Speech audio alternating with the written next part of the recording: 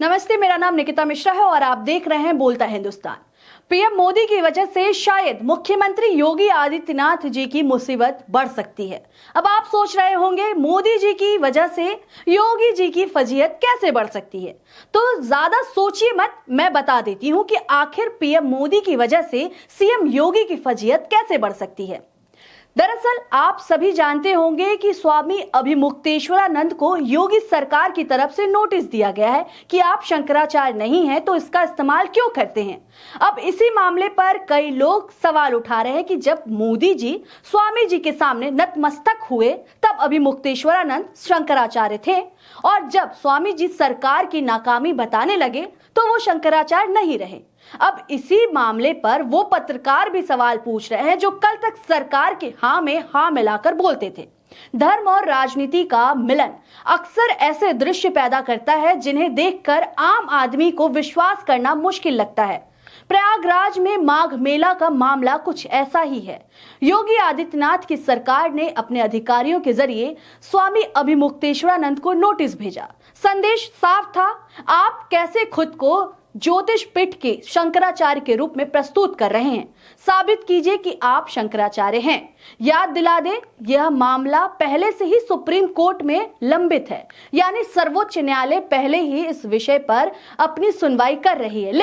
लेकिन सरकार ने यह तय किया है कि यह बात न्यायालय के इंतजार के बजाय नोटिस से हल कर लेते हैं। यही है हमारी राजनीति का नवीनतम धर्म। दर्शन ज्यादा सोचे बिना नोटिस जारी कर दो, बाद में जनता खुद समझ जाएगी कि क्या सही है क्या गलत। स्वामी अभिमुक्तेश्वरानंद की तरफ से जवाब आया 8 पन्नों में।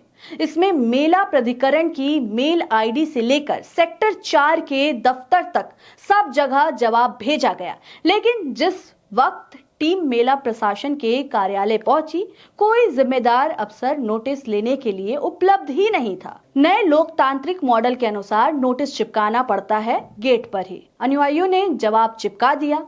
यह दृश्य आपको हास्य और चिंता दोनों में डुबा देगा।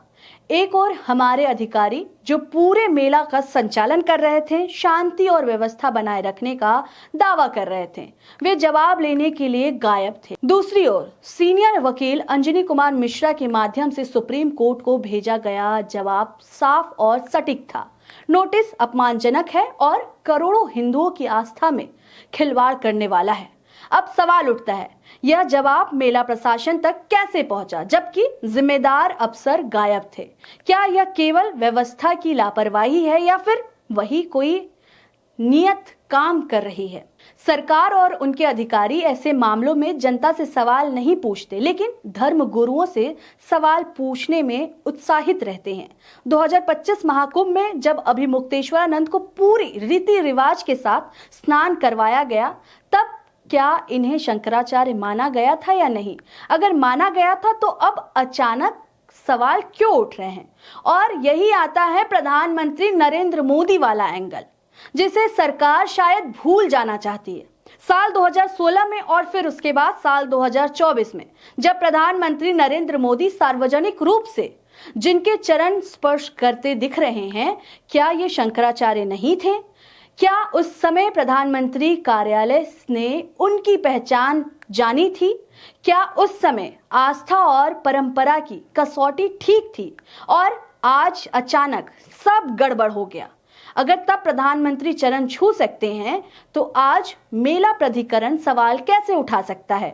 इसी मामले पर पत्रकार चित्रा त्रिपाठी ने भी सवाल उठाए हैं। वही चित्रा त्रिपाठी जो सरकार की तारीफ करती नहीं थकती हैं। चित्रा ने सोशल मीडिया एक्स पर लिखा, 2024 में शंकराचार्य स्वामी अभिमुक्तेश्वरानंद के एक शादी समारोह में प्रधानमंत्री नरेंद्र मोदी ने पैर छुए।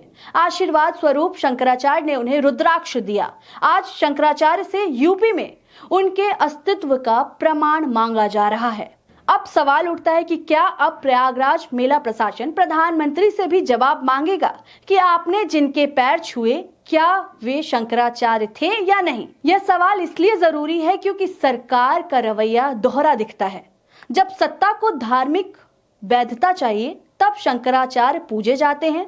जब वही शंकराचार्य सत्ता से सवाल पूछते हैं, तब नोटिस थमा दिया जाता है। वहीं सोशल मीडिया में शंकराचार्य का एक वीडियो काफी तेजी से वायरल हो रहा है, जिसमें वो कह रहे हैं कि योगी हिंदू कहलाने लायक ही नहीं है। जिसके बाद यह वीडियो जमकर सोशल मीडिया पर वायरल हो रहा है। क्या कुछ कहा है शंकराचार्य ने, एक बार आप भी सुनिए।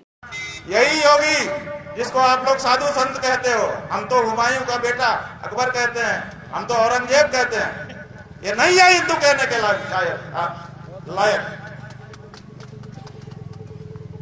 ये मंदिर तोड़ने का समर्थन करने वाला आदमी है। 150 से ज्यादा मंदिर तोड़ दिए गए, एक शब्द नहीं निकला इसके मुंह से, इसलिए कि इसकी मुख्यमंत्री की गद्दी ना चली जाए। मुख्यमंत्री की गद्दी को महत्वपूर्ण समझने वाला पौराणिक मूर्तियों के सामने क्या हिंदू हो सकता है? वो सत्ता लुलूप है, वो हिंदू नहीं है।